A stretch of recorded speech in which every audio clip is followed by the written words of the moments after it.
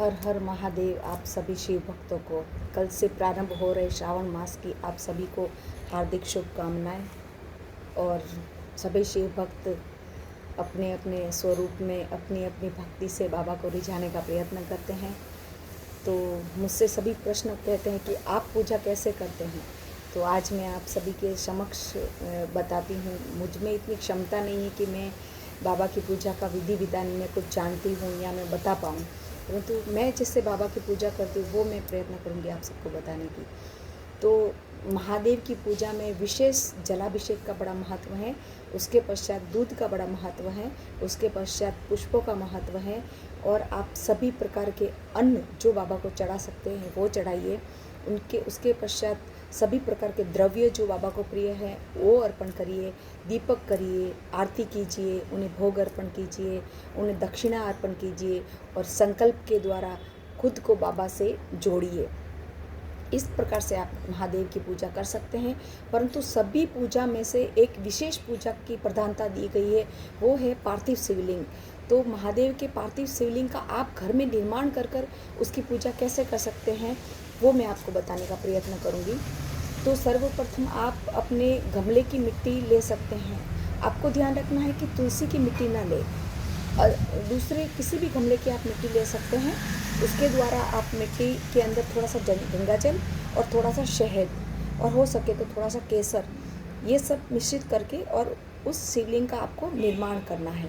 एक बात और ध्यान रखनी है, शिवलिंग का निर्माण करने के पश्चात आपको जलाधारी अवश्य बनानी है, क्योंकि वो माँ का हस्तकमल है। शिवलिंग को बिना माँ के हस्तकमल के रखना संभव नहीं है। तो आप शिवलिंग बनाने के पश्चात जलाधारी अवश्य बनाएं। तत्पश्चात आप सभी पूजा की सामग्री जो थाली में आप ले पाए, आग, धतूरा, बेलपत्र, पुष्प, घी का दीपक, धूप, दीप, नैवेद्य, दक्षिणा और जितने भी प्रकार के पुष्प हैं वो सभी आप अपनी थाली में पहले से ही रखें। अबील, गुलाल, जो भी, कपूर आप भीम से नहीं ले सकते हैं, वो सर्वश्रेष्ठ उत्तम रहता है। उसके पश्चात आप अपने हाथ में जल लेकर आप संकल्प करें कि मेरा ये नाम है, मेरा ये गोत्र है और इस विशेष मनोकामना से मैं महादेव आपकी पूजा अर्चना कर रही हूँ, जिसे आप स्वीकार करें। और उस जल को भगवान के समक्ष कृष्णा अर्पण करके आप छोड़ सकते हैं। उसके पश्चात आप भगवान को पंचामृत से स्नान करवाएं। पंचामृत सभी को पता ही है, दूध, दही, घी, शहद, मिश्री या उसके स्थान पर आप चीनी भी ले सकते हैं। और उसमें थोड़ा सा गंगा जल के 2 बूंद अवश्य डालें, क्योंकि गंगाधर है महादेव, बिना गंगा के बाबा विराजमान भी नहीं होते। तो आप महादेव की पूजा में विशेष गंगा जल का प्रयोग करें। बाबा को अगर आप कुछ नहीं जानते, किसी भी मंत्र का उच्चारण आप नहीं जानते, कुछ नहीं जानते, तो कोई आप मन के अंदर किसी शंका को स्थान न दे। आप मात्र ओम नमः शिवाय, बस आप ओम नमः शिवाय कहकर पंचामृत को 5 बार भगवान को अर्पण करें। उसके पश्चात भस्म का बाबा को तिलक करें। अबील, गुलाल, जितने भी अन्न आपके पास में हो उन सब का बाबा को अभिषेक करें। विशेषकर बाबा की पूजा में श्वेत फूल और अक्षत अवश्य होने चाहिए। श्वेत फूल और अक्षत बाबा को बड़े प्रिय हैं और आप वो अर्पण करें। समस्त जो भी सामग्री आपके पास हो आप बाबा को चढ़ा दें।